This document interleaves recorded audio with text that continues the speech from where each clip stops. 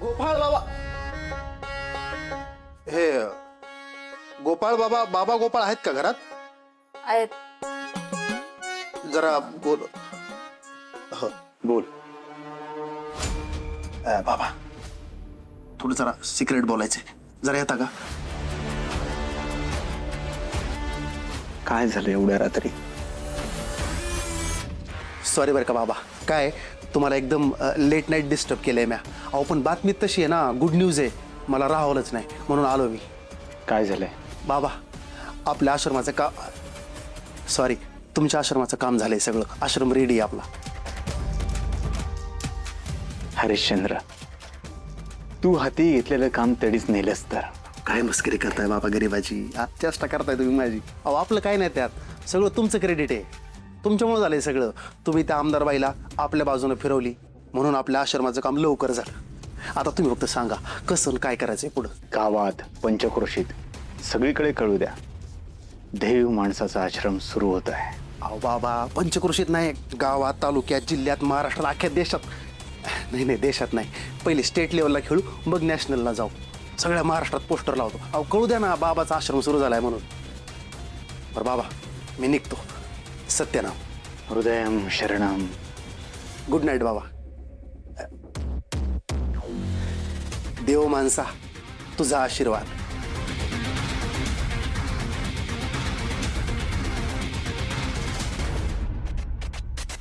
आश्रम नाही, माझ्या साम्राज्याची सुरुवात होणार. आता खरा खेळ सुरू होणार. गोपाळ स्वतःला लईच मोठा समजायला लागलाय. समध्यासमोर मला बोलतोय होय. अरे वाईच काटकसरीनं पैसा वाचवला असता तर काय बिघडलं असतं? लोकांना काय फुकट तिथं प्रकट, नुसतं खाऊन जाते. अरे पैसा माझा जातोय ना. आणि आपल्या वाड्याने काय ठेका घेतलाय का लोकांना जीव घालायचा? अशाने पैसा कसा हातात राहील? काय उरणार आहे हातात? अहो ऐका ना, मी काय म्हणते, ए तुम्हाला काय शिकवायला आली असेल ना तर आत्ता चालती होय तू. माझं डोकं फिरले. डोकं तर माझं बी फिरलंय, नुसतं बनबन बनबन बनबन करते. अहो हा आता बोलते. माझं काय म्हणणं आहे, काय गरज होती त्या गोपाळा एवढं तड तड तड सगळ्यांसमोर तुम्हाला बोलायची? बाई तर डोळ्यात टचकन पाणी झालं तुम्हाला बोलल्यानंतर. हा म्हणजे बापापेक्षा मोठं झालं का काय त्यो? तुम्ही कशाला सगळ्यांना देखत त्याचं एवढं बोलणं ऐकून घेतलं? हा हित या जागी मास्तू द्या असतं तर घेतलं असतं का बोलणं ऐकून? हा त्याच लायकीच आहे तुझं सुदे. असं काय बोलतोय मास्तू द्याला? काय त्याची आरती ओळ जेव्हा बघावं तेव्हा घराच्या विरोधात असतो. त्या जामकरच्या संगतीने आपल्या घरावर चाल करून येतो. घरात गोपाळ पैसे तरी देतो म्हणून त्याचं ऐकतो. आणि आता लई दिवस ते बी ऐकणार नाही मी. म्हणजे होय हो भाई, गोपाळा घराच्या बाहेर काढतं का काय?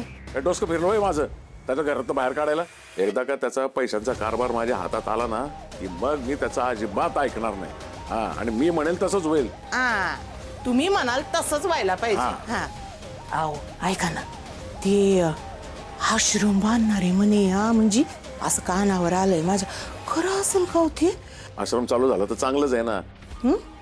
या घरात नको ती वर्दळ आहे ना ती तरी कमी होईल.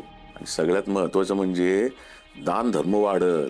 आणि एकदा का सगळा हा व्यवहार माझ्या हातात आला की मग हातात कसा पैसा खेळता राहील. हा बाई, पैसा तर काय नुसता हसता खेळता राहिला पाहिजे. पण त्यासाठी आहे ना तुम्हाला तुमचा राग गिळावा लागल. गिळा राग गिळा, काही बिघडत नाही. लेकरू एवढं तेवढं बोललं म्हणून. हा आधी सांगून ठेवते बरं का, मग गोपू बद्दल आहे ना मी अजिबात चिडचिड सहन नाही करून घेणार. तुझा गोपू? हा माझा गोपू. काय उलट्या काळजाची बाई आहेस ग तू. जा जा निघ, झोपू दे मला आता. जा. जाते जाते. ओ पण एक गोष्ट ध्यानात ठेवायची बरं का, जो काही पैसा पाणी येईल ना त्याच्यामध्ये माझा बी हक्क हाय बराबरीचा. आओ ते निघते का तू? हा जाते जाते. एवढं काय बाई. ऐका ना, आओ त्यो मोबाईल वरती हार दाखवला होता ना सोन्याचा, ऑफर आहे त्याच्यावर अजून. होय? हा तुझ्या तिरडीवरच हाल घालतो. जा निघ. बाई काय माणूस आहे. विभावरी, किती जवळ जाण्याची संधी आली होती आज. पण त्या कंजूष म्हाताऱ्याने जेवणात घोळ घातला, जेवण कमी पडलं, सगळी मुलं इथे आली आणि माझ्या हाती आलेली संधी अशी निघून गेली. हरकत नाही, लवकरच आश्रम तयार होईल. एकदा का आश्रम तयार झाला की मला डिस्टर्ब करायला कोणीही येणार नाही. मग ही विभावरी सारख्या कितीतरी जणी माझ्या सोबत असतील. विभावरी.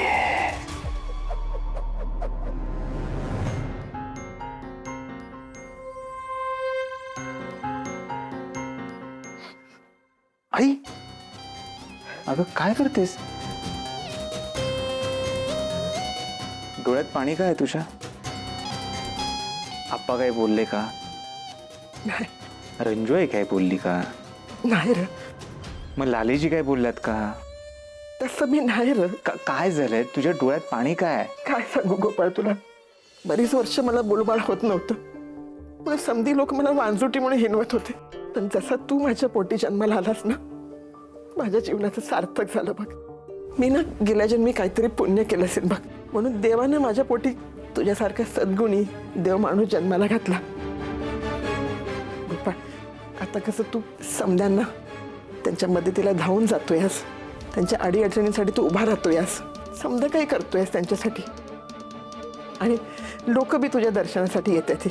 आणि ह्या समध्यामध्ये तुला येळ बी मिळणार नाही रे माझ्याकडे बघायला गोपाळ. म्हणून आत्ताच तुझं डोळं भरून दर्शन घेऊ दे रे मला. आई तू काय बोलतेस हे? तू पहिल्यांदा हे डोळ्यातलं पाणी थांबव बरं. गोपाळ, मला वचन दे की तू तुझ्या आईला, मला आता तू कुठे बी सोडून जाणार नाहीस ना? आई चल, देतो वचन देतो, मी तुला सोडून कधीच कुठेच जाणार नाही. आणि हे देव वगैरे बाबा वगैरे हे बाहेरच्या माणसांसाठी, तुझ्यासाठी मी कायमचा गोपाळच आहे, तोच जो लहानपणी होतो. आणि पुन्हा माझ्या पायाला हात लावायचा नाही. हा अगं, एका मुलाची जागा त्याच्या आईच्या चरणातच असते, तिची सेवा करण्यात असते.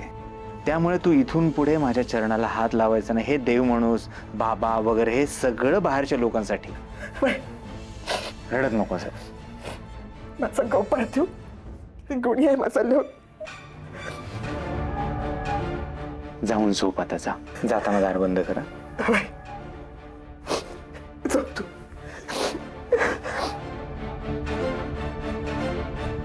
Typical melodrama. बायकांना मूर्खात काढणं देवी सिंग तुझ्यासाठी अशी एवढीशी गोष्ट आहे. आणि त्यात ही जी आई झालेली बाई आहे, हिला मूर्खात काढणं म्हणजे